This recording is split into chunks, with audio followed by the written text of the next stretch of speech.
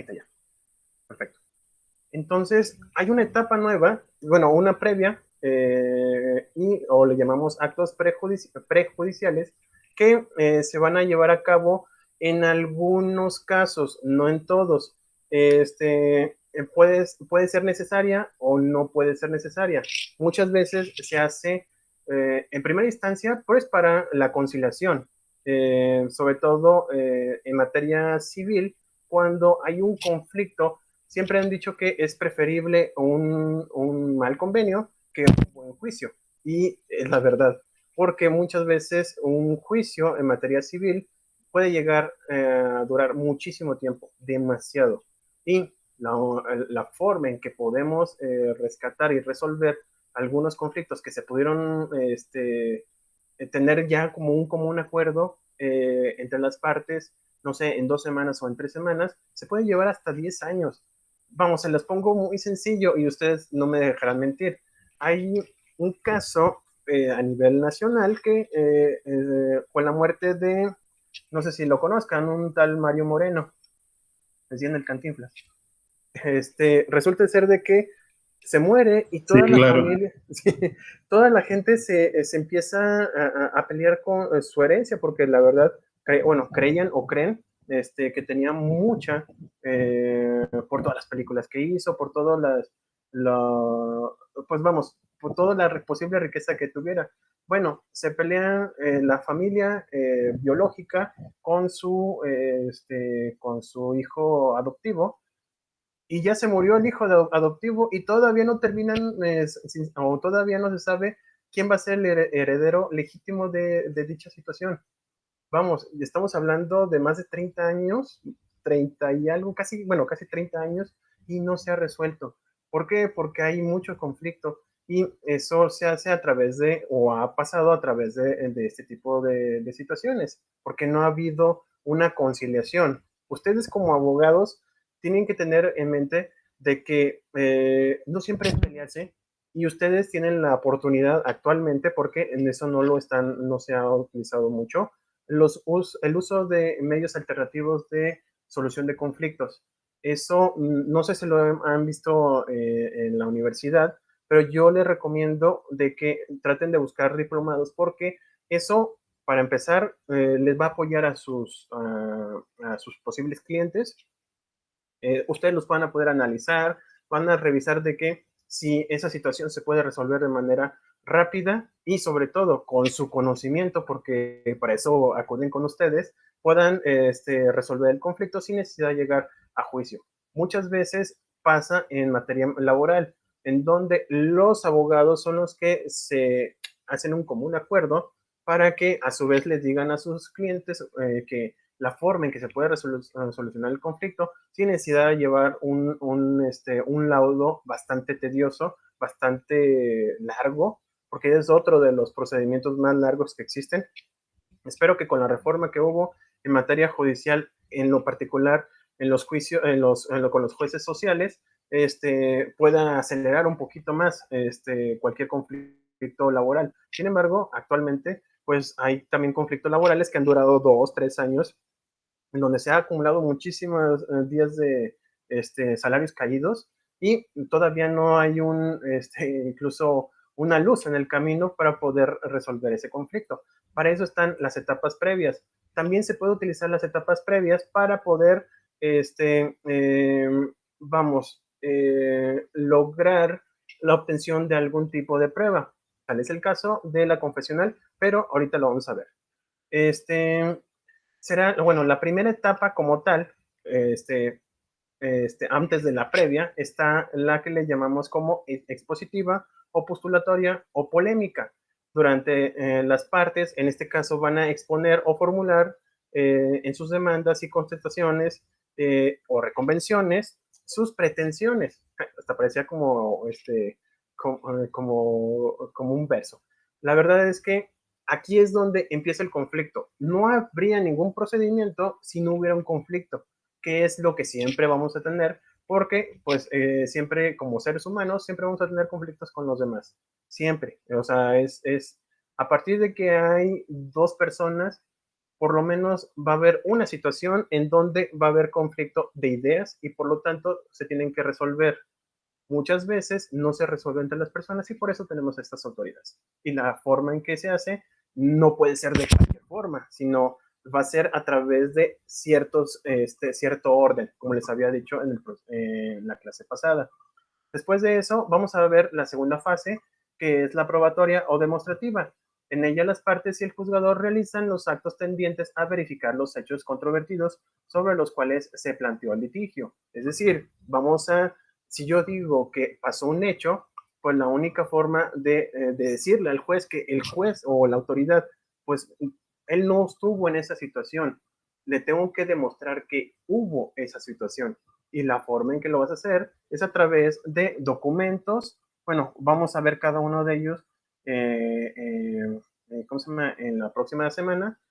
Sí, la próxima semana vamos a estar viendo los medios probatorios, pero vamos a ver la forma en que aquella persona que jamás estuvo en esa situación tenga conocimiento y verifique que en verdad sucedió. Esto es como que el feeling de cualquier procedimiento, de cualquier proceso. Ustedes, a través de sus argumentos, a través de las pruebas, le dicen al juez, oye, pasó esto, me está afectando en mi esfera jurídica y necesito que me lo resuelvas. ¿Cómo? Ve, aquí está, esta persona hizo esto, ve, esto lo hizo, ve, con esto te compruebo que hizo esto. Y la otra persona va a decir, o sea, la autoridad va a decir, en efecto, así pasó, o no pasó porque no me estás dando elementos. Esa situación es donde nosotros como litigantes tenemos que saber desarrollar, tenemos que saber argumentar, por eso tenemos hermenéutica jurídica, argumenten, o sea, decirle a la persona que lo que yo estoy diciendo o el dicho, mi dicho es el verdadero y no el de la otra persona. Es un arte, la verdad. Muchas veces ha habido, no sé si han visto, bueno, hay una película en donde es posterior a la muerte de César y cómo Brutus empieza a enarbolar o ensalzar la forma en que muere César. Y dice él que él muere por razones del pueblo y la gente lo empieza a alabar lo que dice Brutus. Sin embargo, llega Augusto y dice, no, espérame, pero es que lo que pasó es que tú lo mataste. Si era tan importante esta persona, ¿por qué lo matas? Y ahí es donde empieza a ver la disidencia. Y está muy padre ese argumento, bueno, esa parte de esa película, pero así también ustedes tienen que saberle, hacer saber a la autoridad de que la situación que se está viviendo o que vivieron fue perjudicial para ustedes y le tienen que demostrar. ¿Sí? Podría ser, bueno, ¿Sí, dime? Sí, adelante, sí. adelante. Eh, yo con quien no comulgo mucho es con este abogado Diego Fernández de Ceballos, Sí. para nada, pero la verdad es que pues es un litigante muy astuto que sabe o conoce todos los vericuetos de la ley y los utiliza a favor de sus clientes, ¿verdad? Uh-huh. Tampoco puedo decir que tuerce la ley a su favor, porque pues, todavía estoy en el proceso de conocer muchas cosas, Uh-huh. pero sí utiliza aquellas, ¿cómo le llamamos? Bueno, aquellos atajos o aquellos pasadizos que deja la ley para utilizarlos a favor de sus clientes y generalmente pues gana los litigios. Sí, bueno, Es, es, sí, muchas gracias, Tocayo. La verdad es que yo les puedo decir, bueno, aunque esté grabando, pero va a quedar aquí entre nosotros. Este señor es muy, vamos, él hizo que se desviara una autopista nada más porque tocara un pueblito allá por Jalisco, porque por allá vivía alguien que estimaba mucho. No sé si se acuerdan, alguien se acuerda de la carretera del amor. Fue precisamente por, sí, bueno, esa situación fue así de poderoso. En ese momento se encontraba Diego Fernández. Posteriormente lo secuestran y decae pues todo lo que estaba a su alrededor, todo el poder que tenía. Actualmente, si se fijan en los escritos que ha hecho hacia Andrés Manuel, le deja, así como bien dices, Moisés, no deja recovecos como tal, o sea, vamos, utiliza los recovecos de la ley, pero no le da salida a esta otra persona, a otro que también tiene mucho poder, como es Andrés Manuel, pero en la carta es muy, muy elocuente. O sea, yo nunca había visto en Twitter que hubiera tanto revuelo por palabras que una persona como Diego Fernández señaló en algún escrito. Hay tendencias en Twitter porque él dijo una palabra que implicaba algún tipo de insulto, pero de manera elegante y sobre todo al momento en el que él entra a esta red social, pues todo el mundo, unos lo alaban, otros no lo alaban, e incluso lo degradan, que porque alguien con tanta edad está en este tipo de menesteres. Sin embargo, es un hecho de que es una persona que ha sabido utilizar el poder y ha sabido utilizar las normas. Y eso es lo que me gustaría que ustedes hicieran. No tanto lo que ha hecho durante toda su vida este señor, sino de que tomen en cuenta de que la norma se puede utilizar a su favor. Solamente hay que investigar, analizar y sobre todo saber con quién están tratando, me refiero a la autoridad, saber de que esa persona, ustedes cuando vayan a litigar, si es que van a litigar, se van a encontrar al mismo juez durante toda su vida. O sea, por lo menos 15 años, que es lo que duran en su encargo los jueces o en materia federal. Esos 15 años, ustedes van a estar tratando con esas personas y hay que descubrir la manera en que van a estar trabajando. Sí, sí, Moisés. Sí, y aquí sería importante, bueno, para mí es importante entender que debemos de ser muy neutros Uh-huh. cuando tengamos algún cliente sospechoso. Bueno, nosotros tendremos que verlo como, pues, neutro Uh-huh. totalmente, ¿verdad? No caer en decir, bueno, pues es que esta persona hizo esto o aquello, me parece aberrante, pero pues ni hablar, si vamos a tomar el caso, que es lo que yo me he estado fijando últimamente, que ahora que estamos estudiando, pues Uh-huh. se enfoca uno mucho, ¿verdad? A todo lo que es derecho. Y veo eso, digo, ay, este abogado defendió a este sinvergüenza, no sé qué, pero bueno, pues él tiene que ser neutro, ¿verdad? Uh-huh. Para finalmente tratar de defender a esta persona y, como ahora se dice, presunto implicado en cualquier situación. Uh-huh. Muy, muy, muy cierto lo que acabas de decir, Moisés. Nosotros, como abogados, tenemos, en efecto, tenemos ética, pero nosotros también tenemos, cuando tomamos protesta, eh, cuando les tomen protesta, no solamente se van a llevar eh, una licencia, un título, se van a llevar una responsabilidad muy grande. No sé si les han comentado a otros profesores, pero aquellos que son jueces, por ejemplo, los ministros, no sé si se han fijado, tienen sus togas, bueno, los han atacado muchísimo por el costo de estas togas, pero son muy pesadas, muy, muy pesadas. Bueno, tienen una tela, no sé cuál es, la verdad, no me acuerdo, pero cuando se embisten como jueces, como ministros o magistrados, les ponen esta investidura por el peso, y el peso es simbólico. Eso quiere decir de que las personas, digo, aquellos jueces que se ponen esa toga, tienen el peso de la ley encima, el peso de la sociedad, es simbólico y lo hacen siempre. Cuando vean la toma de protesta, siempre van a tener esas togas, e incluso los ministros. A mí me gusta, ¿Sí? eh, ¿A ti te gusta, Moisés? me gusta lo que está pasando ahora, que ahora sí se les está sí, que ahora se les está tocando. Ajá. Eran intocables, eran un tabú, ¿verdad? O sea, ser juez, ser magistrado, bueno, ya tenían toda la ley. Y sin embargo se están viendo que también hay mucha corrupción allá arriba. Sí, Y por lo menos que se mueva, ¿verdad? La avispero para que ellos o los que vayan a llegar vean que realmente están para servir a nuestro pueblo y no nada más a los intereses de unos cuantos, que es como se manejaba en otros tiempos y se veía muy claro eso. sí, definitivo, Moisés. Como dato, en el 94, cuando se crea no sé si ustedes sepan, pero durante 6 meses no tuvimos un poder en el país, el poder judicial. No, de los 23, si no me falla, eran 23 ministros, que era como el premio de consolación de muchos políticos, se iban a la Suprema Corte y prácticamente no llegaba nada, salvo algún tipo de conflicto que era de interés nacional. Pero conforme, bueno, cuando Ernesto Zedillo entra como presidente, hace una ruptura y hace un análisis para reformar el Poder Judicial.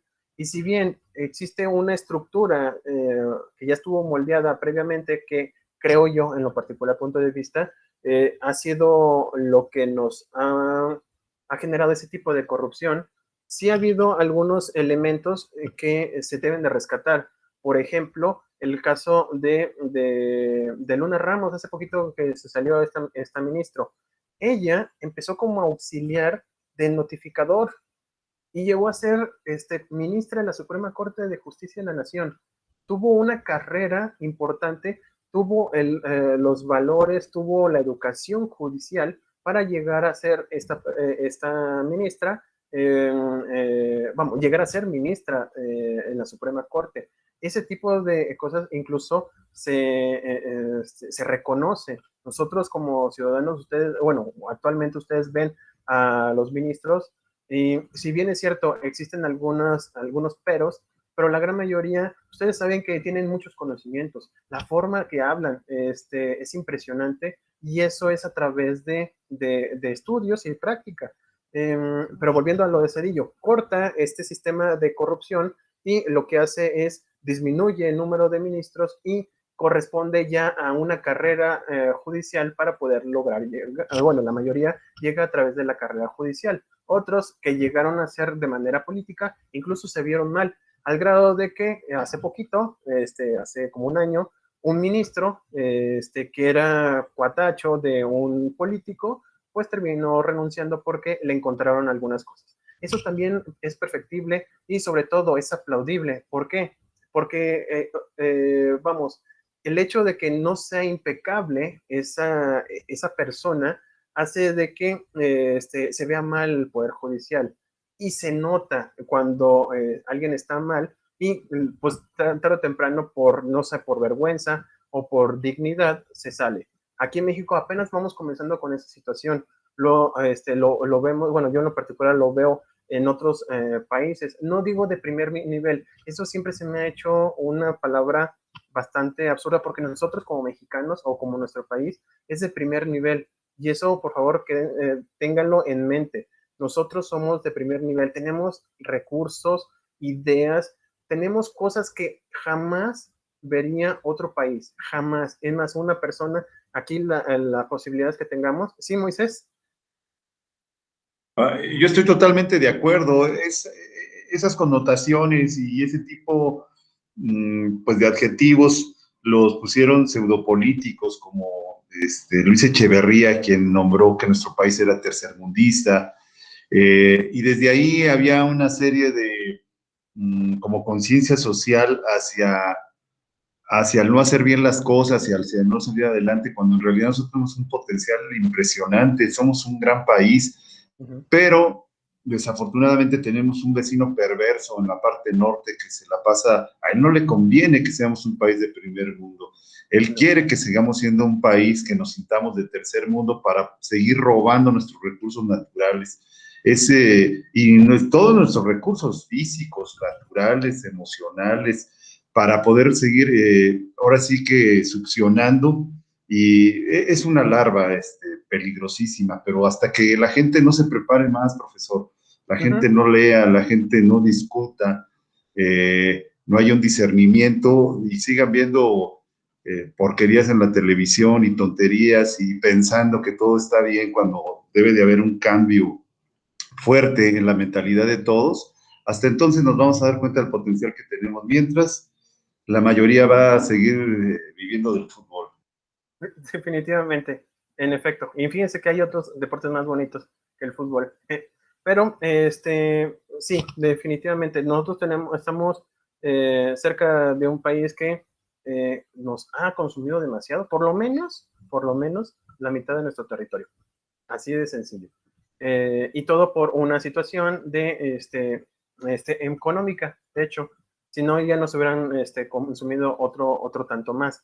Eh, pero nosotros somos impresionantemente, vamos, digo, acaba de ganar, muchos lo ven como algo, como un estereotipo o algo, pero acaba de ganar un concurso internacional una mujer de Chihuahua que es ingeniera en software, ganó Miss Universo y todo el mundo en lugar de premiarla por el esfuerzo que hizo, empezaron a decir que eran estereotipos. Al final de cuentas, ella participó porque obtuvo todos los recursos necesarios para obtener ese título. Así también como pasa en las Olimpiadas, en las competencias deportivas, e incluso en materia cultural de ciencia, México se prepara para lograr ese tipo de cometidos y ha logrado muy buenos resultados. Hemos sido, bueno, ha sido México, o representado por algunos alumnos, como los mejores en matemáticas, en robótica. Aquí en Aguascalientes hemos ganado, se ha ganado, estas personas han ganado, porque no puedo colgar esa medalla, ha ganado esos premios por el esfuerzo. Entonces, nosotros no podemos decir que no somos, no tenemos esa posibilidad. Por eso no me gusta tampoco decir, es que los de primer mundo, es que, por ejemplo, y si comparamos con otras personas, con otros países, me sigo frustrando o seguiría generando esa frustración porque quiero llegar a ser A cuando yo ya soy. Y al final, que cuando yo soy, pues lo único que tengo que hacer es demostrarlo. Eso es lo que necesita México hacer y eso es lo que tendría que hacer en los próximos años. Por eso me gustó ponerles el de qué es la Constitución. Los factores reales de poder son los encargados de llevar nuestra política, no los gobernantes. Los gobernantes quieren hacer algo, lo hacen o lo tratan de hacer y hay una mano invisible que los va a acomodar otra vez. Esos son los empresarios, el pueblo como tal. El pueblo, dicen que no es tonto, así va la frase. Y en efecto, nosotros tenemos la posibilidad, tocayo, nosotros tenemos la posibilidad de que lo hacemos, vamos, en cada vez que hay una elección, sabemos que hay una situación y lo hacemos, lo modificamos a través del voto y no solamente del voto, las exigencias. Ya ha habido o se ha generado avances en cuanto a transparencia y rendición de cuentas. ¿Nos falta? Sí, mucho, demasiado, pero ahí vamos y a lo mejor no lo vamos a ver nosotros, pero la siguiente generación lo va a disfrutar y eso es lo que me deja mucha calma. ¿Me dices, Moisés? Ahora sí. No, perdón, profesor, en este caso no, fue un error de levantar la mano. Me gusta lo que está usted comentando. Okidoki. Entonces, volvemos a, perdón, muchas veces, espero que no me pase mucho porque me quiero concentrar más en la clase. Son muy pocas horas como para, me gustaría disfrutarlo más con ustedes y hacer una tertulia al respecto, pero sigamos con nuestras etapas. Entonces, la más importante, creo yo, es la parte de probatoria y ya en la tercera etapa es en la de alegatos, en donde cada una de las partes expresa o argumenta, eh, vamos, hace una síntesis de las tesis anteriores para demostrarle que efectivamente ante la autoridad que lo que se probó corresponde a que lo que yo quería que se resolviera. Es decir, de todas las pruebas, decir, ¿saben qué? Es que esta persona cumplió con este contrato, aquí están las pruebas y en los alegatos va a argumentar por tal razón, al no haber cumplido con ese contrato, pues lo que usted debe determinar, señor juez, es el condenarlo a él y adjudicarme a mí el perjuicio del derecho. Entonces, eso es lo que se va a hacer en esta tercera etapa. Y en la cuarta etapa está la parte resolutiva. Aquí ya el juez obtuvo toda la información. Ojo, estamos hablando de que si bien es una parte subjetiva porque pues tiene que obtenerse en la resolución de una persona, a partir de ahí no podemos decir que va a ser objetivo. Eso es un hecho. Sin embargo, se trata de aislar, es decir, esta persona que es perita en la justicia va a obtener esa información, la va a analizar, la va a desarrollar y al final va a determinar qué fue lo que pasó, cómo va a determinar la justicia. Ah, bueno, a través de ciertos argumentos, lo vamos a ver, qué tiene que fundar y motivar.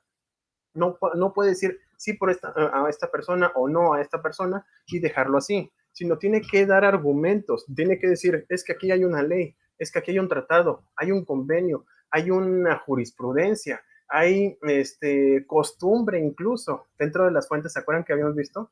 Hay algunos lugares en el país, sobre todo en la parte del sur, en Oaxaca, en Chiapas, en Guerrero, en donde la costumbre es tan importante que incluso los jueces utilizan estas costumbres para poder resolver. Eso es un hecho. ¿Por qué? Porque está en nuestra propia Constitución, artículo primero y artículo cuarto. Estamos con la autodeterminación de los pueblos aquí en México. Por eso se permite la costumbre, siempre y cuando tenga ciertos valores que estén constituidos en nuestra Carta Magna o los tratados internacionales. ¿Ok? Bueno, entonces los actos prejudiciales. ¿Alguien que me ayude, por favor, con esta diapositiva? Yo, maestro, desde el Muchas principio, gracias. ¿verdad? Sí, por favor. Buenos días, maestro. No me Muy había buenos podido días. conectar porque yo esperaba que mandara el link al grupo de nosotros y Ay, se me fue la onda. no, más bien una disculpa de mi parte por no haberlo hecho. Pero, pero sí, lo tomo en cuenta. Sí. Y de una vez le aviso que me dijo Fabiola López y Sergio Morones que no pudieron estar por cuestiones de su trabajo. Perfecto. Bueno, Sergio me comentó al respecto y creo que en un ratito más, cuando vea el video, se va a dar cuenta de ello. Sale. Muchas gracias, Cristina. Sí, muy bien. Gracias. Entonces, la leo. Unidad 5, actos prejudiciales. Los actos prejudiciales constituyen la conducta que desarrolla antes de juicio los funcionarios judiciales y los particulares, estos últimos en su carácter de posibles sujetos de un proceso como actores o demandados, para mejorar los derechos que serán valer en el correspondiente juicio futuro. Artículo 176, Código de Procedimientos Civiles de Aguascalientes. ¿Le sigo, maestro? Sí, por favor, los dos. Medios preparatorios del proceso. Estos son muy utilizados para que el futuro demandado reconozca su personalidad, una confesión, su calidad, su posesión, o para reconocer una deuda líquida o la firma en un documento jurídico. Medidas cautelares. Son implementos para prevenir un daño que podría derivar con el origen de un juicio por parte del demandado. En este caso, podríamos decir como el que el demandado cambie de nombre a algún bien mueble e inmueble sujeto a juicio para prevenir que les sea embargado. Imponer una pensión provisional cuando existan hijos en un matrimonio sujeto a divorcio. El registro de un bien inmueble en el registro público de la propiedad. Aseguramiento de bienes, libros y papeles en un concurso civil o mercantil, entre otros. Muchísimas gracias, Cristina. Miren, en la parte de los actos prejudiciales, lo que van a hacer es, en primera instancia, como los medios preparatorios, van a fabricar, no, es que no se van a fabricar, van a estructurar una prueba que posteriormente se va a utilizar en un juicio. Por eso se llaman prejudiciales. Es decir, pueden haber ciertos elementos o ciertos documentos que se necesitan ratificar. Por ejemplo, cuando hay un desconocimiento de la ubicación de un domicilio, o bien cuando existe alguna persona que no está identificada con el nombre, es decir, cambió el nombre, o bien porque puede pasar de que a través de una jurisdicción voluntaria, se haya cambiado el nombre y no puedas identificar a esa persona con aquella que se hizo un contrato. Puede pasar. Pero muchas de las veces lo que se hace o se busca es determinar que aquella otra persona incumplió con el derecho que se haya generado a través de un contrato. Es decir, por ejemplo, estamos con el reconocimiento de la personalidad, la ubicación del domicilio o la ubicación de la persona, porque muchas veces se nos esconden. Lo que se hace es buscarla, y la única forma en que se puede buscar de manera judicial es a través de estrados o a través de ordenamientos hacia ciertas autoridades para que éstas a su vez le den respuesta y se puede identificar a la persona para que posteriormente se le demande. Repito, muchas ocasiones, a lo mejor tenían un domicilio, pero ese domicilio en ese domicilio ya no se encuentra, o bien ya no se sabe dónde está esa persona, porque dio algún domicilio y ese domicilio ni siquiera existía, vamos, era no sé, un predio, un barranco, o lo que ustedes gusten de terreno, en donde no puede haber algún tipo de casa. Entonces, se acude ante el juez y el juez va a ordenar a ciertas autoridades que investiguen dentro de sus archivos o dentro de su información la posible ubicación de esta persona. Imagínense que Fidel Moisés se encuentra desaparecido de manera voluntaria porque debe algún tipo de dinero y resulta ser de que alguien, Cristina, por ejemplo, me dice, va a buscar al juez y el juez le va a pedir a Cristina al juez que me explique.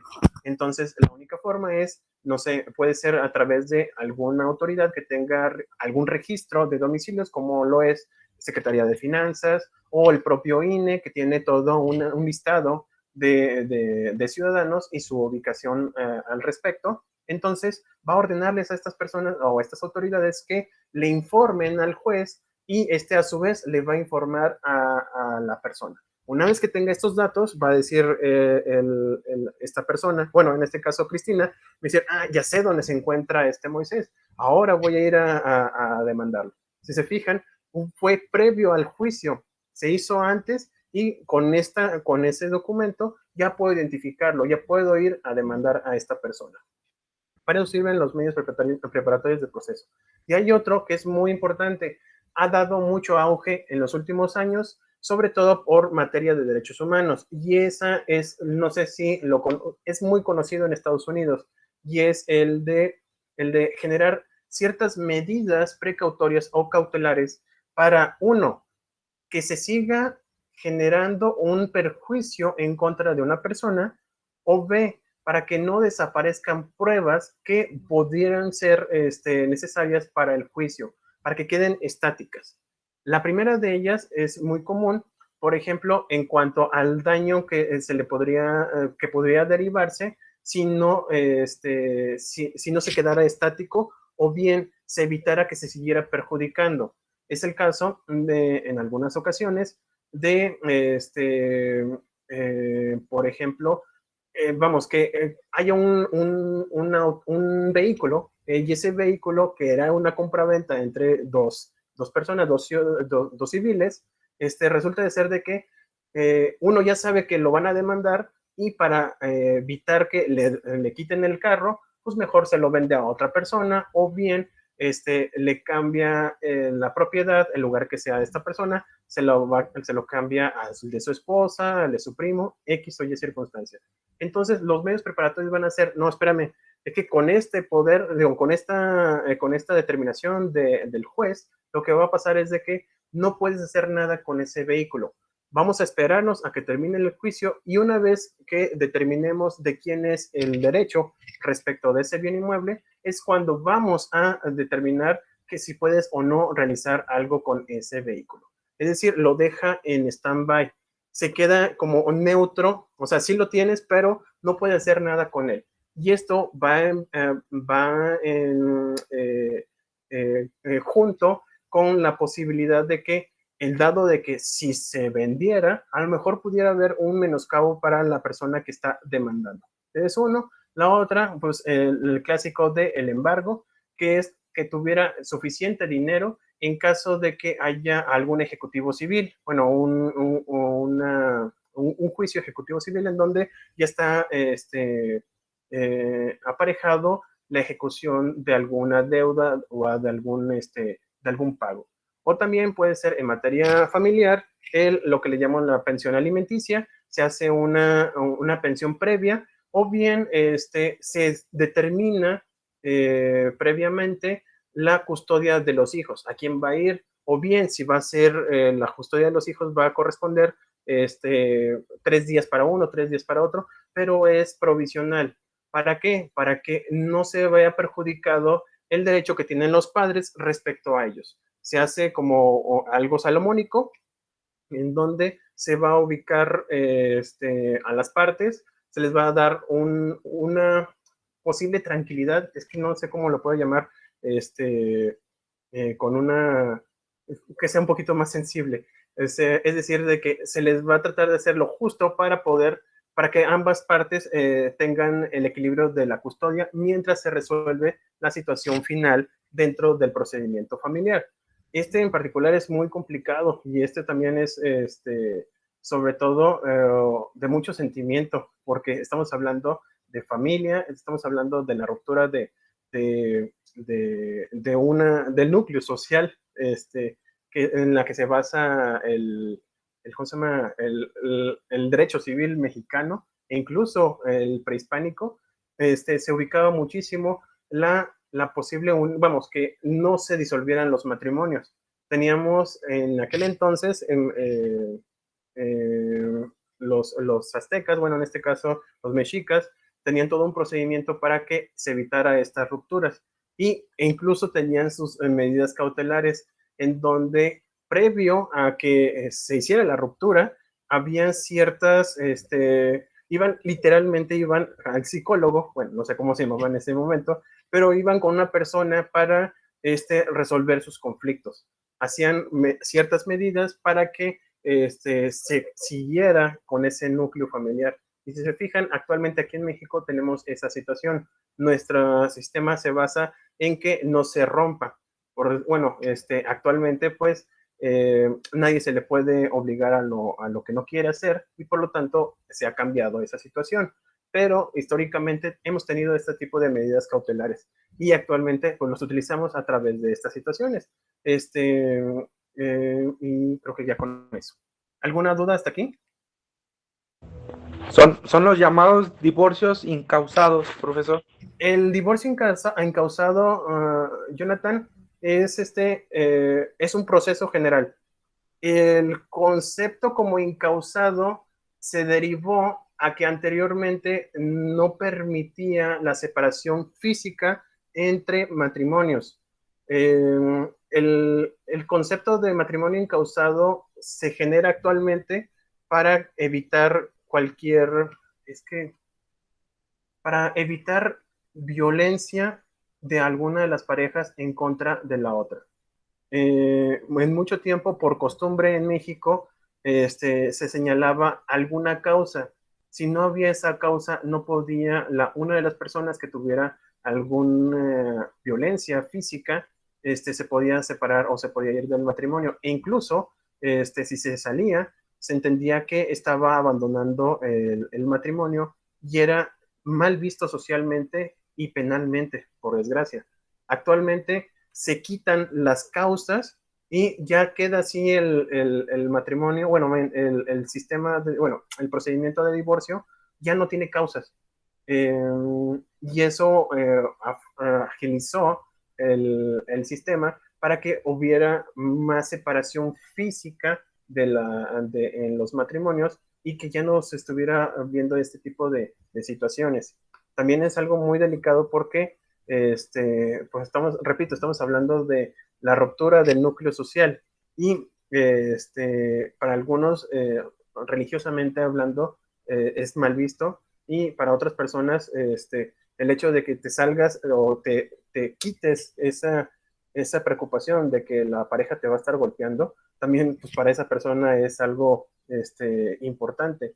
Actualmente, gracias a las reformas del 2011, se ha vuelto más justiciable porque el juez ya puede analizar, puede ver la situación y puede hacer medidas cautelares, es decir, decirle, ¿sabes qué? No solamente te voy a quitarte de esa situación, sino que también, si por alguna razón la otra persona se quiere acercar a ti, doy la orden a la policía, vamos, te voy a darte seguridad para que esa persona no esté cerca de ti y no te vaya a hacer daño. Entonces, volviendo a tu pregunta, como tal es en sí, se quitan todas las causas y ya se deja de manera genérica el divorcio, como le llamamos, incausado. ¿Ok? Sí, profesor. Muchas gracias. Ok. Entonces, vamos ahora a lo que son los medios provocativos. ¿Alguien que me ayude, por favor? con confianza. Bueno, maestro, le vuelvo a leer. Ok. No, pero antes de, perdón, Cristina, por favor, Sí. a todos los demás compañeros, con toda la confianza del mundo, no muerdo, les prometo de que a mí no me gusta burlarme de los compañeros, y tampoco no permito que los demás compañeros se burlen de sus otros compañeros. Así que ténganme mucha confianza y les pido su apoyo, porque en algunas ocasiones se me cierra la garganta de estar hablando, y me gusta también que haya interacción para que esto se nos vuelva más ameno y que podamos terminar estas 2 horas de manera tranquila, que hayan tenido conocimientos y sobre todo que salgan gustosos. ¿Sale? Muchas gracias, Cristina. Si me ayudas, te lo agradezco muchísimo. Si quiere, yo Sí, leo esa. Muy bien, dale pues.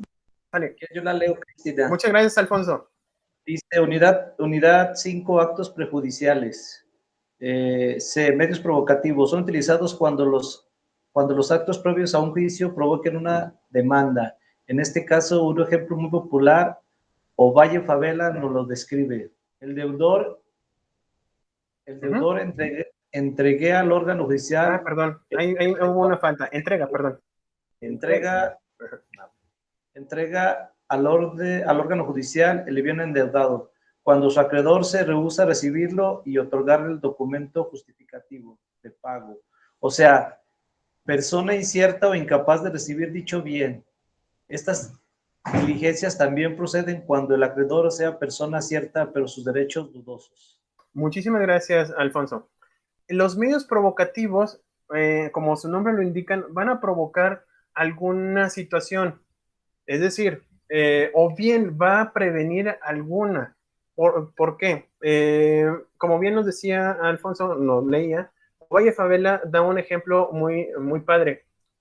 Muchas veces, cuando se va a pagar la renta, hay algunas personas que ya no quieren a su inquilino. No sé si las ha tocado, espero y no, pero muchas veces con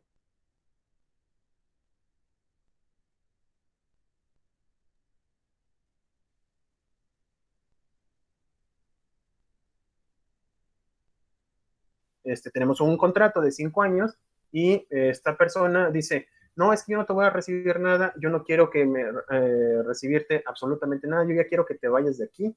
Y usted le pueden decir, no, pues que tenemos un contrato generalmente, no, obviamente no es de 5 años, bueno, muchos no tienen tantos años, generalmente son anuales, pero supongamos en el ejemplo de que le falta mucho por terminar el contrato, y lo que quiere hacer o lo que quiere provocar uno en este caso, el rentatario, es de que ya no le pague o ya no le reciba el dinero. ¿Para qué? Para que se haga un incumplimiento del contrato.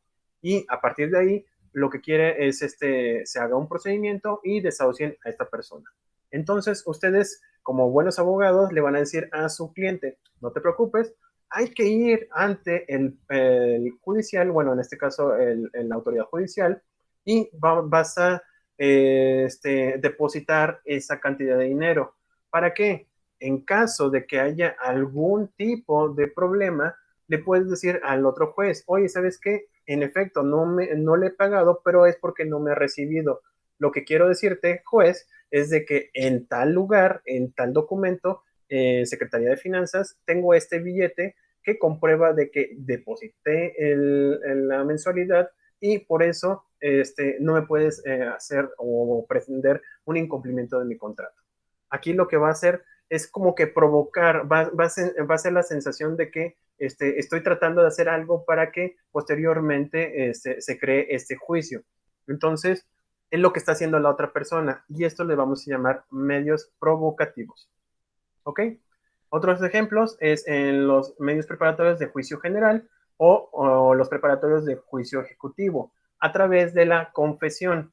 Generalmente, si todos ustedes, cuando pretendan hacer una confesional, una prueba confesional, se cita a la persona que quieren que genere esa confesión y se señala una fecha y lugar. Ante el juez, lo que va a pasar es de que le va a decir, oiga, ¿usted reconoce esta firma? Si dice que reconoce esa firma y reconoce la obligación, eso está provocando que se genere un juicio civil o un juicio ejecutivo mercantil, en este caso, perdón, un juicio ejecutivo civil, o la separación provisional de cónyuges. También es previo, es decir, como decía Jonathan, el procedimiento de un divorcio incausado, lo que va a provocar es la separación provisional de los cónyuges cuando exista algún tipo de violencia o cuando simplemente ya no soporten vivir juntos. Eso es por eso existe esta modificación en cuanto al divorcio. También está lo que llamamos como consignación, que es lo que les acabo de decir. No me quiere recibir el dinero, lo que hago, se lo consigno a la autoridad y la autoridad en su momento va a ordenar que se entregue esa cantidad a la persona adecuada. Y también las providencias precautorias o las diligencias, cuando se hace el famoso embargo. ¿Ok? Luego vamos a iniciar un ratito más en lo que es la demanda. Bueno, vamos a explicar la demanda y hasta aquí vamos a quedar para la clase del día de hoy, para que estén relajados y tengan un excelente fin de semana. ¿Alguien que me ayude con la definición de la demanda, por favor? ¿Puedo ser yo? Bueno, no. Laisha A ver. primero. Muchas gracias. Bueno, dice, acto procesal de la parte actora que inicia el proceso y que identifica a las partes demandantes y demandada. Contiene una exposición de hechos y fundamentos de derecho y una petición dirigida al Tribunal, Real Academia Española. Perfecto. En la siguiente, por favor. Podemos definir la demanda como aquel acto procesal iniciador del proceso, mediante el cual una parte denominada demandante inicia el ejercicio de una acción o derecho de la jurisdicción, amparo en el derecho fundamental a obtener tutela judicial efectiva. A través de la demanda, el actor o demandante que busca la obtención de una satisfacción procesal mediante el ejercicio de una acción. Inicia el procedimiento judicial que pretende que cristalice a una resolución dictada por el tribunal donde recoja las pretensiones, ya sean están las de carácter consecutivo, declarativo o de condena. Muchísimas gracias, Laisha. En este caso, ¿cómo definimos la demanda? ¿Se acuerdan al principio que les decía? Cuando ustedes sienten ese malestar porque alguien hizo algo que creen ustedes que no debía, eso es como que lo que va a incendiar, lo digo metafóricamente, su corazón, su cerebro, y va a decir, es que no es posible que haya hecho esto, o sea, no debe haber pasado esta situación, y quieren solucionarlo conforme a las normas. Ustedes pueden hablarlo y decirle, ustedes cuando se encienden, le empiezan a decir a la otra persona, es que usted me hizo esto, ¿por qué no me ha pagado? ¿Por qué está haciendo estas cosas? Usted está haciendo algo malo. Esa sensación, pues en algunas ocasiones nosotros lo que hacemos es pues expresarlas y desarrollárselas o desahogárselas a esta persona. La otra situación es de que todo ese desahogo se lo pueden decir a ustedes como abogados o bien se lo presentan a una persona que tenga conocimientos legales y en su defecto ustedes como los afectados hacen un escrito porque saben perfectamente de que la situación que les está sucediendo, que lo están esa sensación en la que les está, ¿cómo lo puedo decir? Le está haciendo enojar, tiene que ver algún tipo de solución. Ustedes cuando generan cuando ven que hay que les quitaron algún derecho, ustedes siempre se sienten enojados, o sea, se sienten frustrados porque no debió haber pasado. Y para ello, pues está la propia ley. Si ustedes creen que está pasando esa situación y en una ley en particular, la ley civil o la de procedimientos civiles, señala que lo que hizo la otra persona estuvo mal, ustedes lo pueden reclamar a través del Código de Procedimientos Civiles, atendiéndolo a través de un procedimiento. Y la vía idónea es a través de la demanda. En la demanda, ustedes le van a decir al señor juez, así con todo el enojo, y en tal fecha, esta persona me dijo que hiciéramos este contrato. Ese contrato se realizó en esta fecha. Hicimos el intercambio dándole una cantidad de dinero y él en tal fecha me iba a entregarme este bien. En tal fecha llegó y no me entregó ese bien. Estoy enojado, señor juez, porque dicha persona me dijo, me juró, me perjuró que me iba a entregar ese bien y no me lo ha entregado. De acuerdo a nuestro Código Civil, señala de que la compraventa se perfecciona cuando se da el costo y se identifica el bien cuando las dos personas son legalmente válidas para, bueno, son capaces válidamente para generar ese contrato. Y señor juez, a pesar de toda esta situación, no me ha entregado el carro que le compré a esta persona. Exijo o pido a usted que le diga a esa persona que no sea mala persona, o para decir otra palabra, que no sea esta persona tal cual cosa, y que me dé ya sea el dinero que le di, más aparte que me entregue gastos y costas por haberle entregado y haberme hecho este enojo, y también le exijo, o en su defecto, que me entregue ese auto tal y como lo describí. Ustedes, si se fijan, están como que desahogándose, están tratando de decirle a otra persona que está autorizada para leer lo que acaban de escribir y hacer una determinación. Eso es la demanda. Obviamente tiene, repito, cierta estructura. ¿Por qué? Porque el juez no va a leer cualquier cosa. O sea, no puedo entregarle en una servilleta la demanda. ¿Por qué? Porque no tiene ciertas formalidades que me imagino yo, bueno, espero que lo hayan visto. Existe cierta estructura que se tiene que llegar a generar para que cuando le llegue al juez, así todo bonito, así quién es la persona, quién la identifica, cuáles son las situaciones, qué es lo que le están pidiendo, entonces él lo pueda leer a gusto, de manera objetiva, y determinar cuál es la situación. Para eso está la demanda. Todo esto es porque esta sensación originó que se generara este escrito. El escrito va dirigido en este caso al Poder Judicial. Generalmente le ponemos juez en turno, le presentamos la demanda y esta va a ser lo que va a detonar toda la situación procesal. Cualquier escrito que llega ante oficialía de partes del Poder Judicial va a decir, es que esto tiene que llegar ante un juez para que él determine algo. Y empieza las engranes se empiezan a acomodar para que empiece a hacer el proceso debido. ¿Ok? Para que pueda haber este tipo de procesamiento, pues la demanda tiene que tener ciertas características. Si no tiene estas características, no se puede entender como demanda. No lo puede revisar el juez.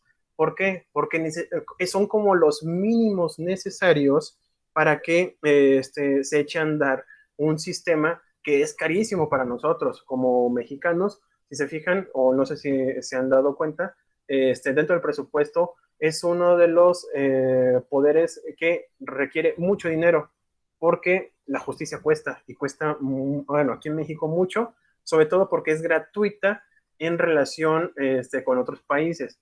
Obviamente lo que va a costar en algún momento es por el pago de la otra parte, lo que le llamamos gastos y costas, pero el juez en particular no te cobra ni un céntimo, o sea, no va a cobrar nada porque la justicia aquí en México es gratuita. Sin embargo, como es gratuita, pues no puede trabajar de manera ociosa, necesita que haya ciertos elementos que digan, es que esta demanda por lo menos tiene algo serio, vamos, algo que realmente deba de presentarse ante un juez y se haga una resolución al respecto. ¿Alguien que me ayude con los requisitos de la demanda? ¿Hasta aquí alguna duda de lo que les acabo de decir? Perdón por, me expresé mucho de lo de la demanda, pero quiero que se entienda de que es como transponer sus sentimientos en algo palpable, en algo leíble, y que se entienda que gracias a eso hay justicia. ¿Sale? ¿Alguien tiene alguna duda, algún comentario? Y si no, alguien que me ayude con la lectura de esta diapositiva.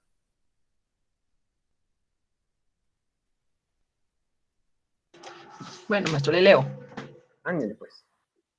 Unidad 6 a la demanda. Requisitos. Artículo 223 del Código de Procedimientos Civiles de Aguascalientes. Toda contienda judicial principiará por la demanda en la cual se expresará el tribunal ante quien promueva el nombre, nacionalidad, edad, estado civil, domicilio, ocupación y escolaridad del actor, y en su caso de quien promueve en su nombre, así como el domicilio que señale para oír notificaciones o su dirección de correo electrónico si es deseo del demandante recibir notificaciones por medios electrónicos, el nombre del demandado y su domicilio, el objeto o objetos que se reclamen con sus accesorios, los hechos en el que el actor funde su petición numerándolos y narrándolos sinceramente con claridad y precisión, de tal manera que el demandado pueda preparar su contestación y defensa, los fundamentos de derecho, procurando citar los preceptos legales o principios jurídicos aplicables, en su caso, el valor de lo demandado. Muchísimas gracias, Cristina. Esto es lo mínimo que debe tener una demanda. Si se fijan, todo concuerda, todo tiene así como sentido. Primero, el tribunal a quien promueve. El tribunal tiene que ser competente. Simple y sencillamente, si hay un pagaré, llegan ante el juez civil y lo primero que le va a decir, oye, ¿sabes qué? Es que yo no soy competente. Entonces, te pido o te sugiero que vayas ante el juzgado mercantil. Bueno, aquí en México, aquí en Aguascalientes en particular, no puede pasar porque los juzgados familiares, civiles y penales no, mercantiles se encuentran en la misma estructura y tienen la misma oficialidad de partes. Entonces, no me dicen ante el juez competente, con eso es más que suficiente para que ahí mismo se eche a andar la captura. No sé si se han fijado, capturan y les sale así de bote pronto quién va a ser el juez que los va a juzgar. Bueno, en este caso va a llevar a cabo el expediente, lo va a tener en su cargo. Tiene que ver, obviamente, un nombre, porque hay que identificar quién es el que se le está violentando la esfera jurídica. Aparte, la nacionalidad, edad, estado civil, implican elementos de validez, es decir, de que tenga la persona las características de tener una personalidad. No puede tener personalidad si es una persona extranjera, en particular porque hay algunos actos de materia civil aquí en México que no son permitidos a los extranjeros, por eso se pide también la edad. No puede haber un procedimiento o no puede haber una demanda de un menor de edad, salvo que tenga ciertas características que lo hemos visto, bueno, no sé si lo han visto a través de la emancipación, pero quitando eso, puede identificarse de que sea posible que él presente esa denuncia o no lo presente. El estado civil dependerá si es materia familiar o materia civil, para identificar el acto en particular. También el domicilio, para ver dónde se va a notificar. Ocupación, escolaridad y actos son para identificar si es una persona. Hay un apartado de materia civil que identifica a las personas con un modo honesto de vivir. Entonces, por eso se pide. Como ustedes, o muchas de las veces, nosotros no conocemos, bueno, algunas personas no conocen, no son expertos en la materia de derecho, y en particular en materia civil, pues se promueve a nombre de otra persona. En este caso, lo realiza quien es el abogado patrono, o bien quien es representante de la persona que está enojada, que está furiosa y que necesita justicia. Entonces, por eso también se establece en la presencia, en el escrito de demanda, se tiene que presentar esto, y prácticamente todo lo que se pide aquí es para notificar e identificar a la persona y que cumpla con ciertos requisitos de personalidad. También está el nombre del demandado y su domicilio. Esto también es muy importante porque también tienes que identificar a la persona que está incumpliendo con el derecho. El objeto u objetos que se reclaman en sus acciones. Pueden ser bienes, pueden ser derechos o puede ser la omisión de algún no hacer. Por ejemplo, casos de algún tipo de servidumbre.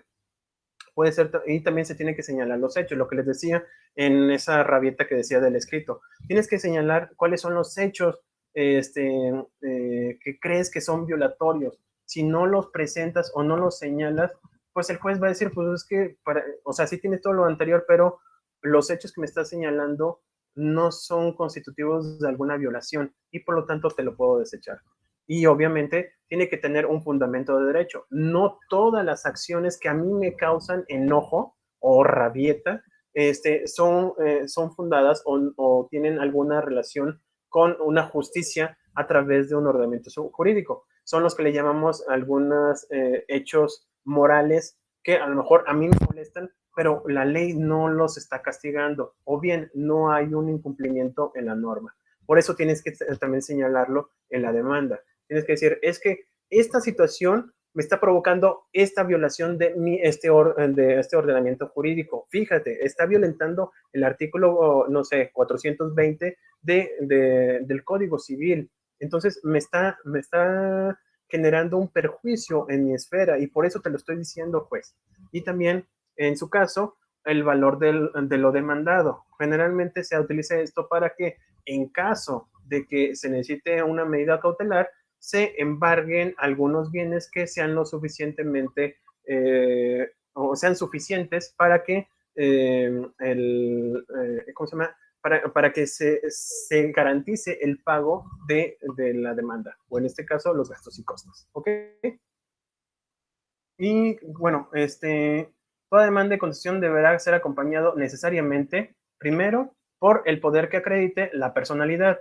Generalmente, nosotros como abogados le pedimos que firme nuestro cliente una carta poder en donde señalan que uno como experto en la materia de derecho va a ser el encargado de llevar y resolver, bueno, llevar a buen puerto dicha demanda. En este caso, va a estar acudiendo en audiencias y va a comparecer a nombre del demandante en aquellos momentos importantes o en aquellas etapas necesarias del procedimiento civil.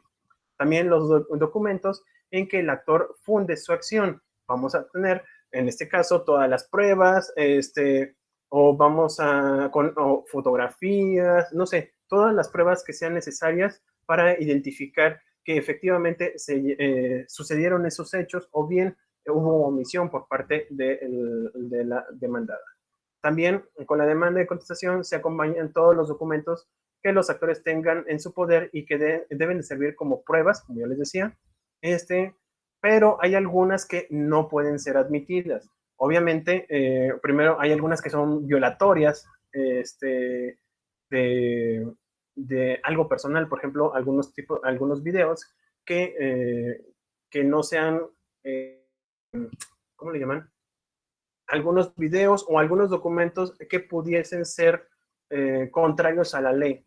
Vamos a verlo en su momento, que hay algunos documentos que no pueden presentarse en la corte por la sensibilidad de estos y sobre todo porque no tienen nada que ver o tienen una relación completamente ajena a la demanda. ¿Ok?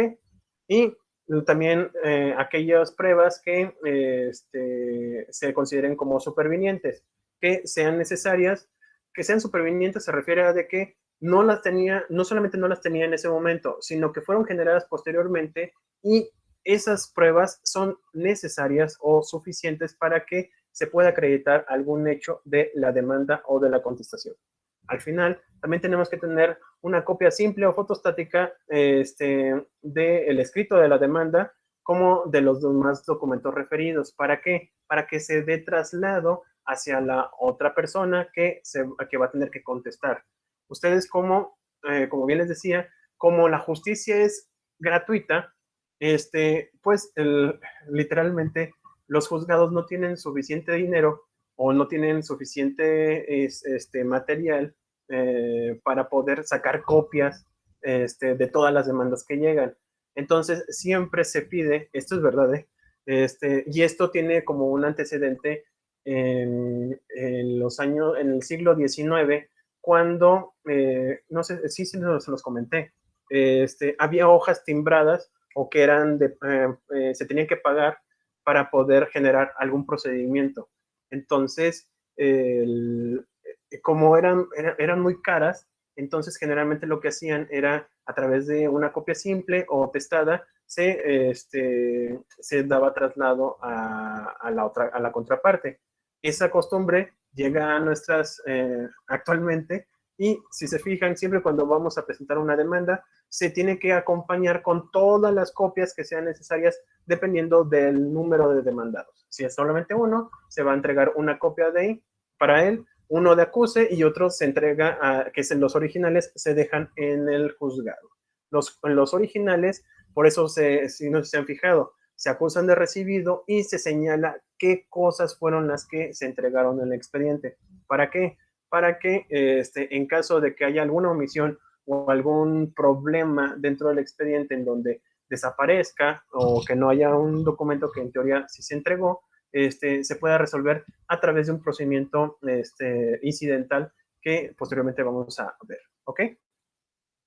Y ¿cuáles son los efectos de la presentación de la demanda? Una vez que la pongo o que la presento ante el juez, lo que va a pasar es, primero que nada, se interrumpe la prescripción negativa.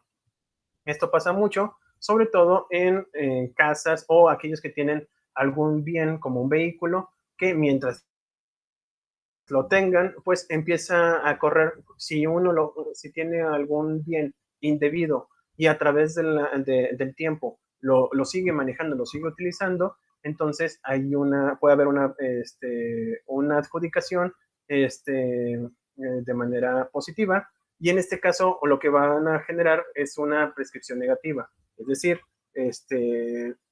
va a interrumpir ese procedimiento para que la otra persona no pueda tener el dominio de ese bien.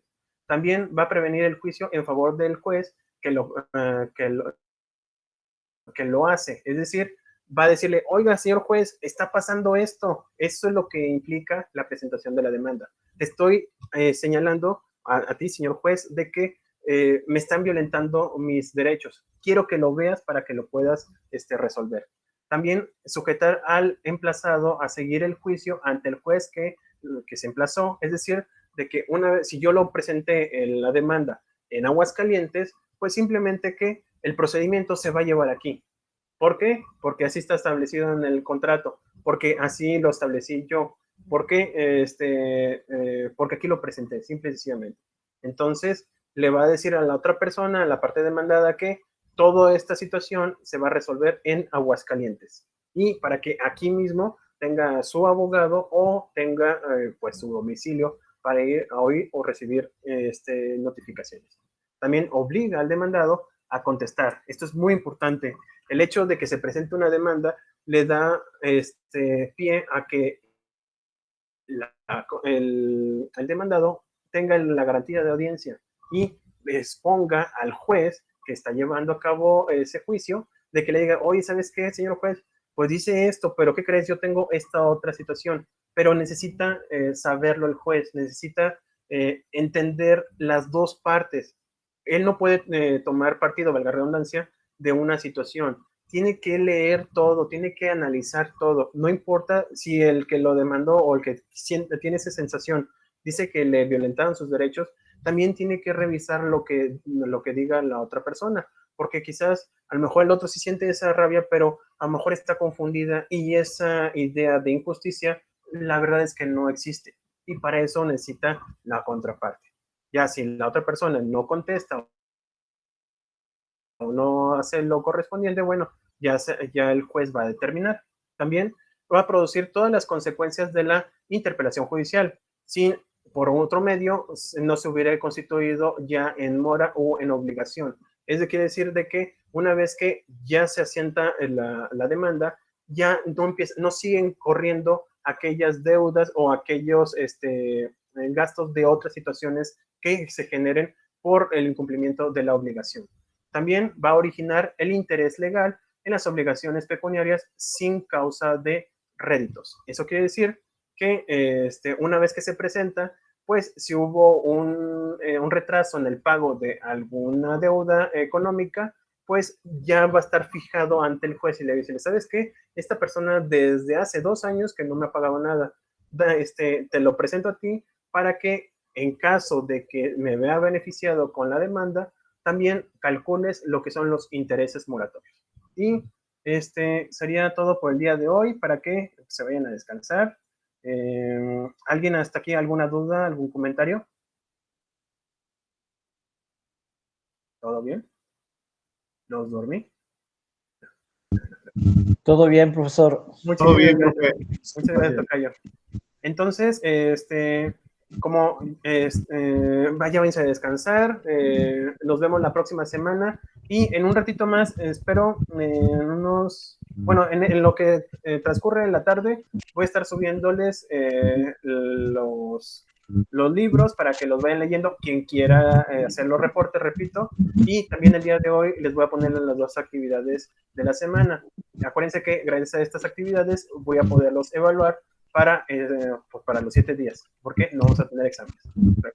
Dicho esto, descansen, cuídense mucho, que ya estamos, espero ya para las siguientes semanas, a los que ya tienen 50 años y para adelante, ya estén vacunados, y cuídense muchísimo, porque acuérdense que todavía estamos en pandemia. Ya estoy vacunada, maestro, yo. Eso, Chihuahua, eso, me gusta esa noticia. Y